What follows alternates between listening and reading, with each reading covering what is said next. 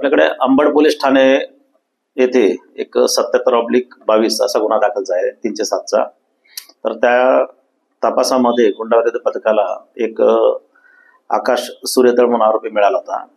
त्याला त्याने तपास करून आमच्याकडे हँडओव्हर केलं अंबडकडे, आणि अंबड पोलिसांनी त्या आकाशकडे चौकशी केल्यानंतर 2 आरोपी सनी पगारे आणि एक बारक्या श्रीकांत असं त्यांचे नाव होते।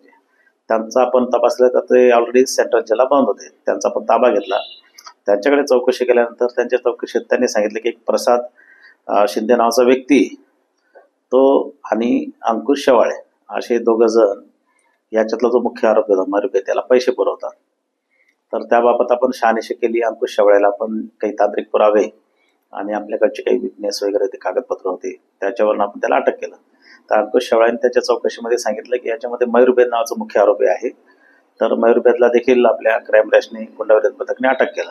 ज्यावेळेस आपण मयूरभेदला अटक केली आणि अंकुश शेवाळेला समोरासमोर आपण दोघांची चौकशी केली तर त्याच्यातनं असं निष्पन्न झालं की दीपक बडगुजर हे जे आहेत व्यक्ती तर त्यांनी आणि अंकुश शेवाळे यांनी मिळून त्या मयूरभेदला वगैरे असं तिघांचा त्यांनी कट रचला। आणि याच्यातले जे फिर्यादी आहेत प्रशांत जाधव तर यांच्यावर काहीतरी त्यांना धमकवण्याकरता वगैरे ॲक्शन करावी, तर त्या घटनेतनं तो गोळीबारचा प्रकार झालाय। तर प्राथमिक चौकशीमध्ये आता या सर्व आरोपींकडे चौकशी केली, काही तांत्रिक पुराव्याच्या आधारे सध्या दीपक बडगुजर यांचं नाव पुढे येत आहे। तर तपास चालू आहे पुढचा। नमस्कार, 3D न्यूज मध्ये आपल्या सर्वांचे स्वागत। 3D न्यूज आता संपूर्ण महाराष्ट्रभर 3D न्यूज मध्ये प्रतिनिधी नेमणूक चालू आहे।